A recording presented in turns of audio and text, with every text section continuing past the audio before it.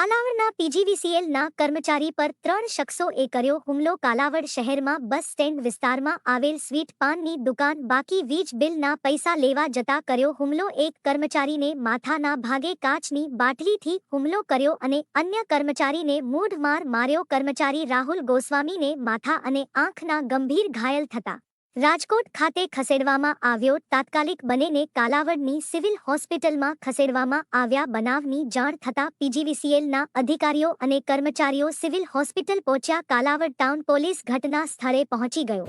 અમે કાંઈ ડિસ્કનેક્શન કરવા ગયા હતા. જેનું લાઇટ બિલ બાકી હોય ને એનું લાઇટ બિલ ઉઘરાવવાનું, એને કહેવાનું ભરવાનું. તમે કઈ જગ્યાએ ગયા હતા અને કોણ કોણ ગયા હતા? હું અને મારા ભેગો મારા સાથીદાર હતો બચ્ચુ સોલંકી.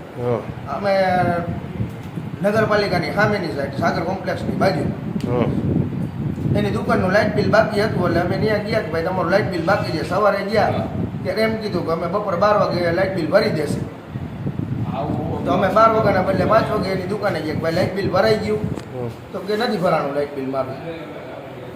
એ ભાઈ એમ કીધું કે આજે ઓફિસ બંધ હોય એના હિસાબે. તો અમે એને એમ કીધું કે ભાઈ અમારી એજન્સી છે ત્યાં તમે લાઇટ બિલ ભરી દો. તો કે નહીં, મારા ગૂગલ પેથી કે હું પેમેન્ટ કરી દઉં છું, તમે ત્યાં દુકાને રહ્યો. તો અમે એની દુકાને હતા ત્યાં અને એ ભાઈ આવી અને કીધું કે અહીંયા આવો હોય કે ગૂગલ પે મને કયો કઈ રીતના કરવું એમ કરીને દુકાનનો શટર બંધ કરીને સોડા બાટલીથી મીંડા મારવા. કેટલા જણા હતા? 3 જણ. 3 જણાએ હુમલો કર્યો.